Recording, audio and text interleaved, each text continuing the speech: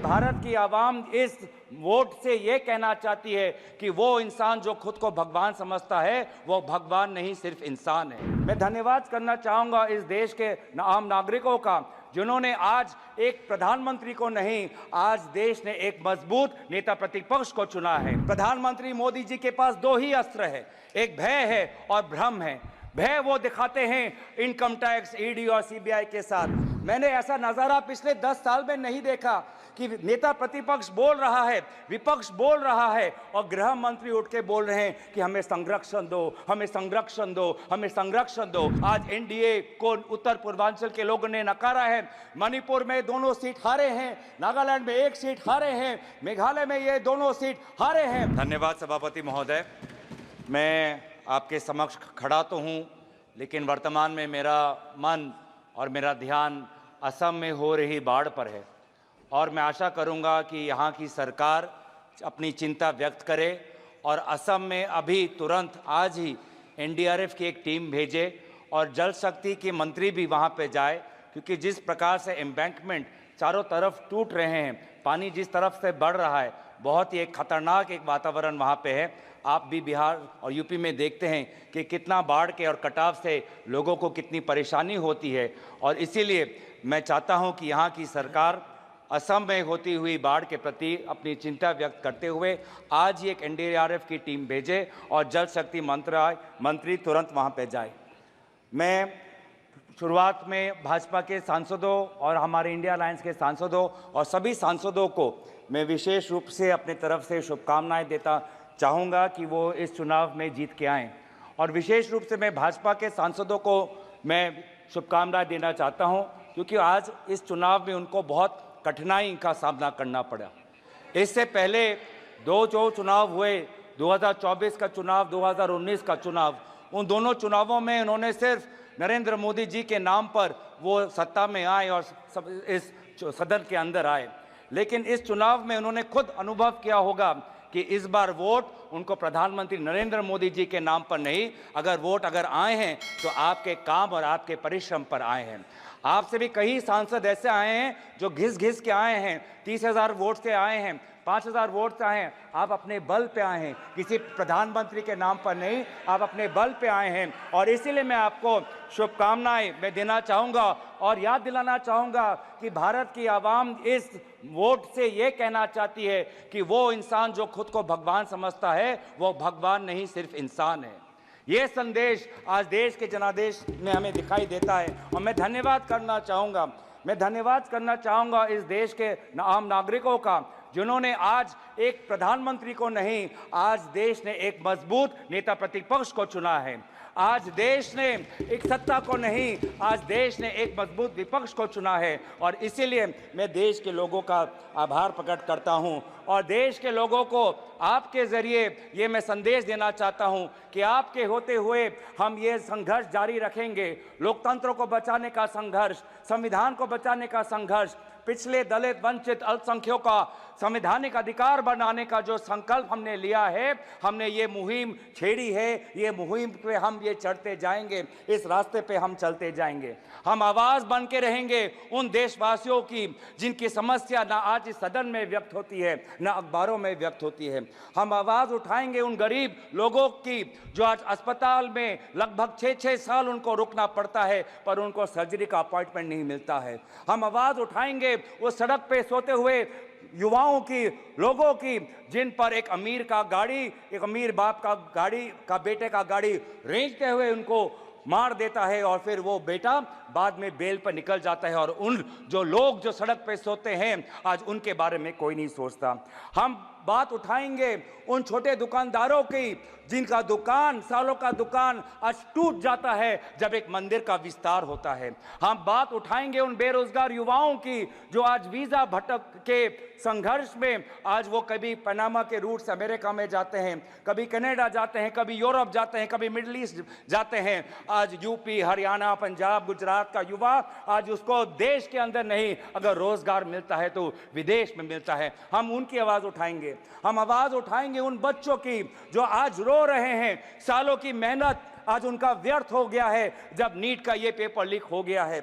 हम बात उठाएंगे उन जवानों की जो आज जम्मू में जिनकी आज शहादत हुई है। हम बात उठाएंगे उन ऑनेस्ट टैक्स पेयर्स की जिनका पैसा आज हम देख रहे हैं कि कहीं बिहार पर पुल गिर जाने पर उनका टैक्स पेयर का पैसा व्यर्थ होता है, तो कहीं एयरपोर्ट का टर्मिनल लीक होने पे उनका टैक्स पेयर का पैसा व्यर्थ होता है।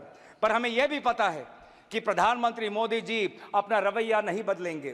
प्रधानमंत्री मोदी जी के पास दो ही अस्त्र है, एक भय है और भ्रम है। भय वो दिखाते हैं इनकम टैक्स, ईडी और सीबीआई के साथ, लेकिन देशवासियों ने इस बार कह दिया है कि हम इनकम टैक्स, ईडी और सीबीआई से डरते नहीं हैं। और दूसरा जो उनका अस्त्र है वो भ्रम का, वो हमने प्रचार में भी देखा। बांसवाड़ा में उन्होंने क्या कहा, बांसकाठा में उन्होंने क्या कहा, और जिस प्रकार से प्रधानमंत्री मोदी जी के भ्रम को देशवासियों ने लोकसभा चुनाव में नकारा, उसी तरीके से आज भी आप राहुल गांधी जी के भाषण पर जो भ्रम फैलाने का कोशिश कर रहे हैं, उस कोशिश को भी देशवासी नकारेंगे। इसीलिए मैं देशवासियों के प्रति मैं बहुत आभार प्रकट करता हूं, क्योंकि देश बदल चुका है, सदन बदल चुका है। आज आप देख रहे हैं कि जब विपक्ष जब अपनी बात उठता है तो प्रधानमंत्री को भी, कैबिनेट को भी अध्यक्ष महोदय से संरक्षण मांगना होता है। मैंने ऐसा नज़ारा पिछले 10 साल में नहीं देखा कि नेता प्रतिपक्ष बोल रहा है, विपक्ष बोल रहा है और गृह मंत्री उठ के बोल रहे हैं कि हमें संरक्षण दो, हमें संरक्षण दो, हमें संरक्षण दो। ये है ताकत लोकतंत्र की, जहाँ पे सत्ता पक्ष हो, जहाँ पे विपक्ष हो। अगर आपके पास सत्ता है इसका मतलब ये नहीं कि आप सही हो, अगर हम विपक्ष में हैं इसका मतलब हम गलत है, ये इसका मतलब नहीं है। सत्ता पक्ष विपक्ष लोगों की दो राय रखता है और फिर जनता जनार्दन निर्धारित करती है कि वो किसको राय को स्वीकारता है, चाहे वो सत्ता हो का विपक्ष को। और इसीलिए आज में देश बदल चुका है उत्तर पूर्वांचल से, जहां से आज मणिपुर के 2 सांसद हम जीत के आए हैं। नागालैंड में हम पिछली बार जब कांग्रेस पार्टी जीती थी तो वो 1996 में थी, अब आज दोबारा हम 2024 में जीत के आए हैं। मेघालय में इनके जो टूरा लोकसभा सीट हम जीत के आए हैं, वो पिछला सीट हम 1996-98 में हम जीते थे, आज दोबारा वो टूरा लोकसभा सीट हम जीत के आए हैं। आज एनडीए को उत्तर पूर्वांचल के लोगों ने नकारा है। मणिपुर में दोनों सीट हारे हैं, नागालैंड में 1 सीट हारे हैं, मेघालय में ये दोनों सीट हारे हैं। मैं धन्यवाद करना चाहता हूं आपके द्वारा जोरहाट के लोगों को जिन्होंने एक मुख्यमंत्री को हराया, और मैं धन्यवाद करना चाहता हूं धुबरी के लोगों को जिन्होंने एक सांप्रदायिक शक्ति को 10 लाख वोटों से हराकर एक संदेश दिया है कि चाहे वो अल्पसंख्यक हो, लेकिन कोई भी व्यक्ति अपने आप को धार्मिक गुरु भी कहता हो, लेकिन धर्म के नाम पर अगर समाज को बांटता है तो प्रजा उसके साथ नहीं होगी। तो मैं धन्यवाद करना चाहूंगा।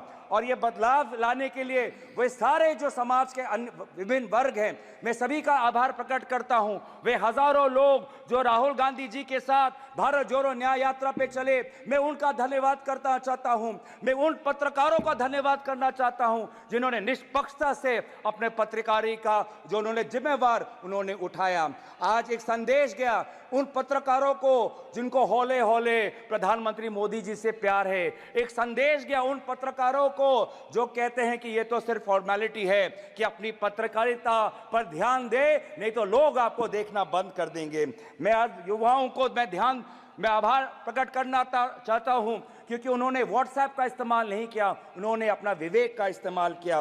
मैं उन सनातन धर्मों को मानने वाले लोगों का मैं आभार प्रकट करता हूं जिन्होंने आज नफरत और हिंसा पर नहीं, लेकिन धर्म जो हमें सिखाता है इंसानियत, चाहे हिंदू हो, चाहे मुस्लिम हो, चाहे ईसाई हो, चाहे सिख हो, हर धर्म हमें सिखाता है कि हम एक अच्छा इंसान बने। इंसानियत के आदर्शों को हमें सिखाता है, समाज एक आदर्श बने वो हमें सिखाता है। मैं गुजारिश करना चाहता हूं आपके द्वारा, मैं अंत में आ रहा हूं सर, लास्ट के मैं 2-3 चीजें बोलना चाहता हूं। मैं आपके द्वारा मैं गुजारिश करना चाहता हूं कि आप बार बार बात करते हैं कि हमने एक नया सदन बनाया, लेकिन क्या ये उचित नहीं होता कि चाहे पुराना सदन हो चाहे नया सदन हो, इन दोनों सदनों के सामने डॉक्टर भीमराव अंबेडकर की मूर्ति हमारे सदन के सामने होनी चाहिए थी? क्या ये उचित नहीं था?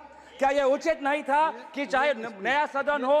ये स्पीकर का प्रीमाइसेज होता है। मैं गुजारिश कर रहा हूं, मैं आपसे गुजारिश कर रहा हूं, मैं अपनी व्यथा गुजारिश कर रहा हूं, मैं स्पीकर महोदय को आपके द्वारा गुजारिश कर रहा हूं कि पहले के तरह सदन के सामने आदरणीय राष्ट्रपिता महात्मा गांधी जी के मूर्ति को रखिए और पहले के तरह डॉक्टर भीमराव अंबेडकर के मूर्ति को मैं गुजारिश कर रहा हूं, मैं स्पीकर के निर्णय का सम्मान करते हुए उनके मैं गुजारिश कर रहा हूं कि हमारी भी बात सुने, हमारी भी जो मैं चेयर पे हूं तो अगर आपने स्पीकर से गुजारिश की तो सुन लीजिए।